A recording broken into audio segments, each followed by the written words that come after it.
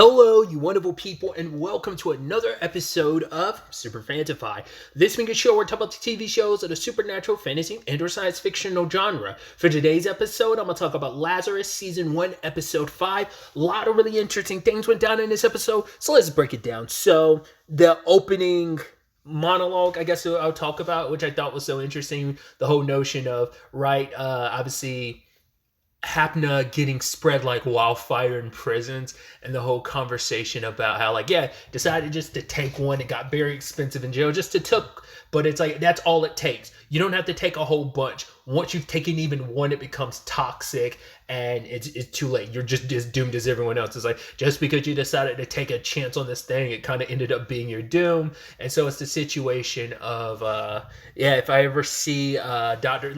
I'm gonna track down Dr. Skinner, and if I die before I get to him, I will punch him in the face in hell.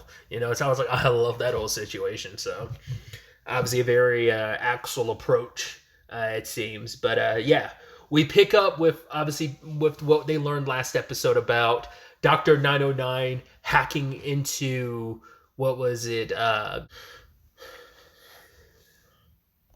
Delta Medicinal is the medical company that they hacked into and got the records about Hapna, and that's how they were able to find stuff out about it. But it turns out, there's an image. I don't remember how I guess the image first came up while they were looking through Delta Medicinal stuff, and it's that image of they couldn't make out what it was. To me, I was like, it looks like it was an eye, but still wasn't sure about the whole other elements to it, but we get context to that later. But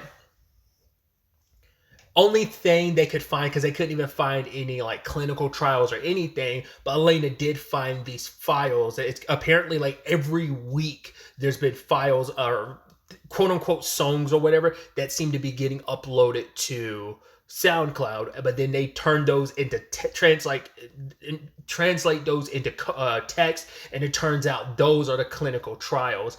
They were encoded into these forms, so it's cool. They now have the evidence for it. Now, what I thought was an interesting thing is the moment the text pop up, Hirsch was able to read it, and then Doug's like, wait, you can read that? She's like, yeah, a little bit. He kind of gives her a stink eye and was like, yeah, that is interesting that she immediately jumped on that. So Hirsch is the one we don't, she put this little squad together, but we also don't even know who her boss is. That this is the second time we see her boss second time we've seen her boss this series, but we still don't know who he is and what government agency they actually work for. That's still unclear. But I wonder, does she have a lot more involvement with this Hapna stuff than she's kind of let on? Because she's keeping a lot of cards close to her vest. A lot of them kind of hide a little bit more about their past. Doug seems to be a little more open. Maybe even Leland. Obviously, Elena still is quite the enigma.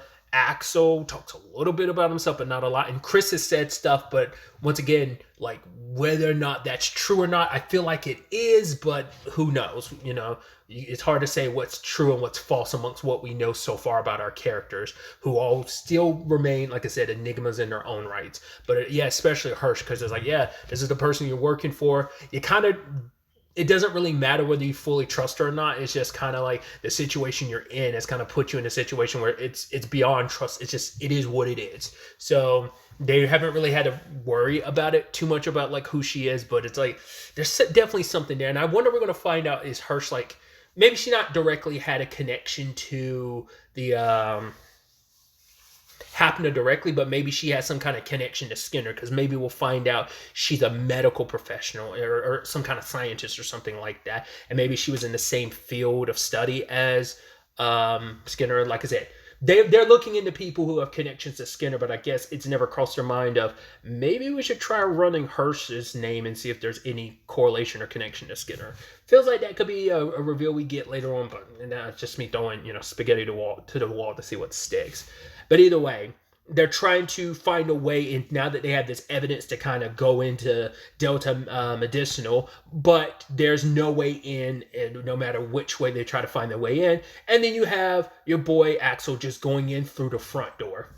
how he managed to get past security, because he had his phone scanned, and I was like, did Elena kind of give you some bypass or something? That was just, he just strolled on in, and those guards waited for him on the elevator, and he's like, right. It looked like some of them just had regular batons. There was one that seemed like he had like a conductive, like there was electricity conducted off of his baton, but it didn't stop Axel pretty effortlessly, like fighting everybody, and not very easily, well, without breaking too much of a sweat, taking down at least, like, was it like 5 guards. So he ends up sneaking in and confronting the CEO, Ahmed.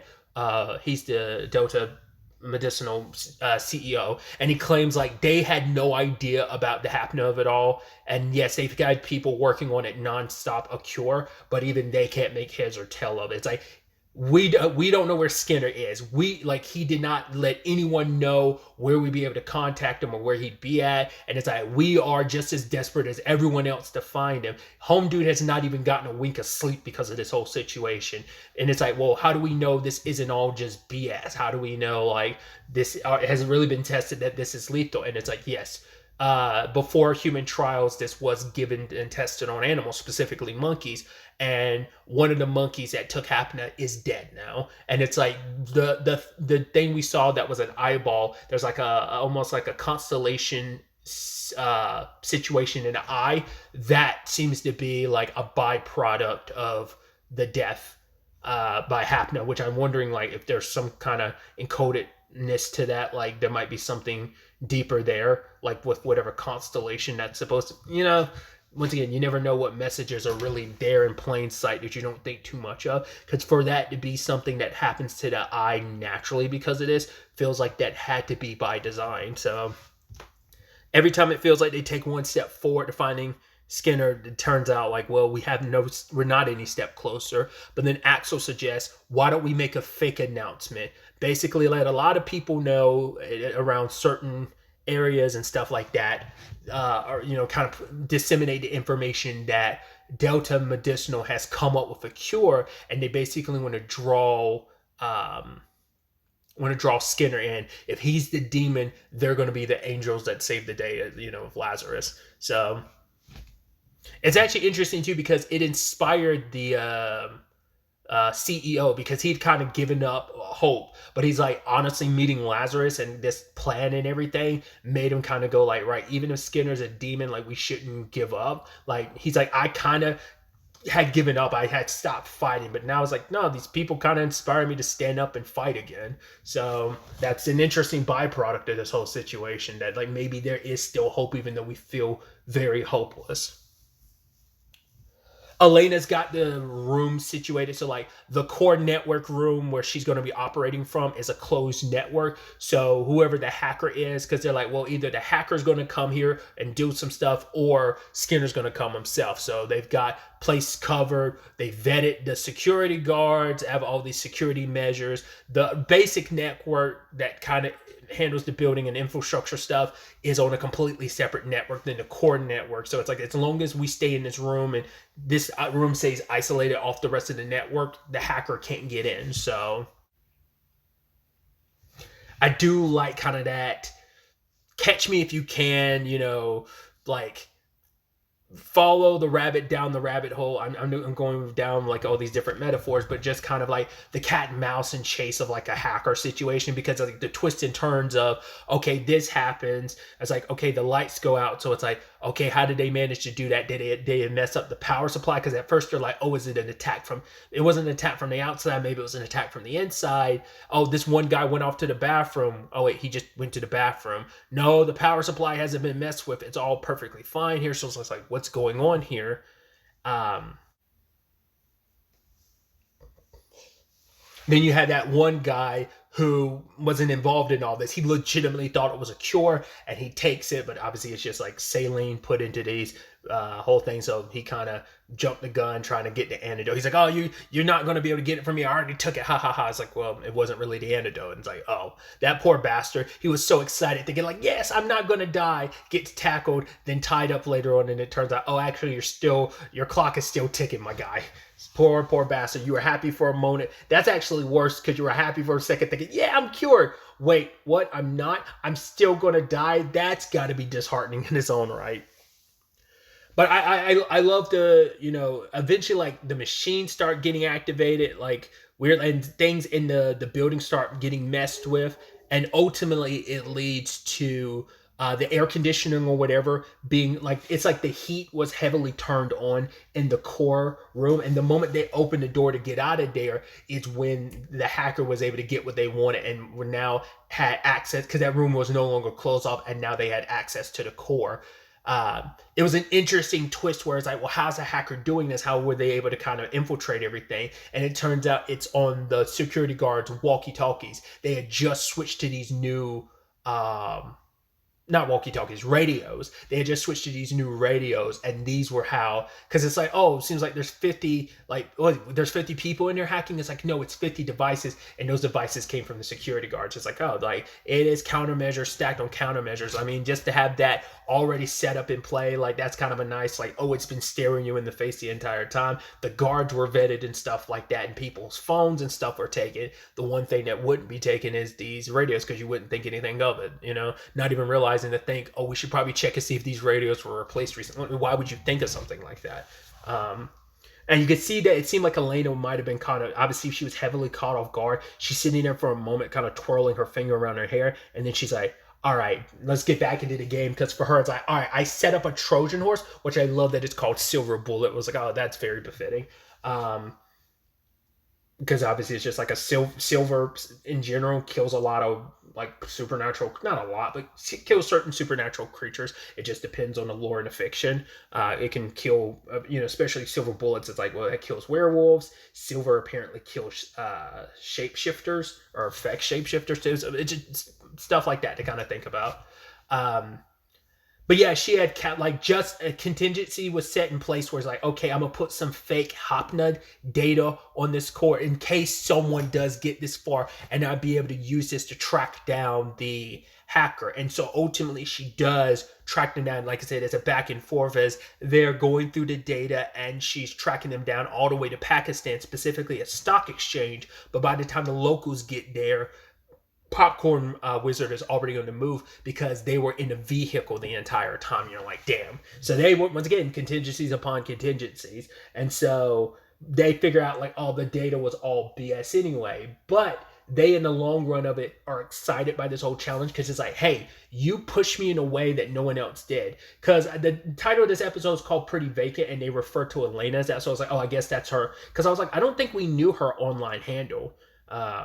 Or her hacker handle, but I guess Pretty Vacant is hers, because like that did kind of pop up multiple times throughout the stuff that Popcorn Wizard was going through. And it's like, right, of course, like, a hacker's going to leave their signature everywhere, just like a graffiti artist is going to leave their signature. But yeah, like Popcorn Wizard was impressed by what Elena did. Is like, no one's ever pushed me this far. But like Elena also has a little bit of pride too, of like, yeah, she lost this battle, but she's kind of proud of herself to get this far, and also to be acknowledged. But it's kind of like, all right, I'm just gonna be better next time. So are we done with Popcorn Wizard? I don't know, because this was like their best shot to get them, but not unless she left something for Elena in that conversation, or I don't know. I don't think she did. I was like, because she did call her phone directly, but whatever device they were like tracking her through, like through the stuff that was on the laptop, it's like Popcorn Wizard immediately tossed that and just got on the road. But it's just kind of like this nice rivalry that kind of came about, and just seeing that look on Elena's face. Like we've seen her like push herself hacking wise. The furthest she's going this episode, like I said, it was a very tit for tat type of situation you're in. So I'm curious to see where this all leads us. I think that road is kind of dried up now. Maybe I don't know if there's going to be anything else left for that, but it's like, well, this was a starting off point, so maybe it'll lead to more with Popcorn Wizard, or maybe that's all there is to Popcorn Wizard. I don't know if that lead is a complete dead end now, or will they have to find someone like, or will Elena like be motivated enough to try and find a different route, in the grand scheme of things. Because I don't even know, like, I mean, it seems like this would still be related to Skinner, because it's like, right, this hack, but it could have just been like Popcorn Wizard did that on their own and have no correlation or connection to Skinner, or it is a thing of like, no, you were paid by Skinner. Because they thought Dr. 909 was, but it's like, no, they were operating on their own. So it's like, because the whole point was it had to be one of two hackers who did it. And initially they thought it was Dr. 909 because they were keeping an eye on Skinner. So Now, is it the same in this regard as well? We'll have to wait to see where the next episode ends up taking us going forward with all of this. But really, that's all I wanted to talk about. Till the next time we meet, be happy, be safe, live life to the fullest, and enjoy it. Good day and goodbye.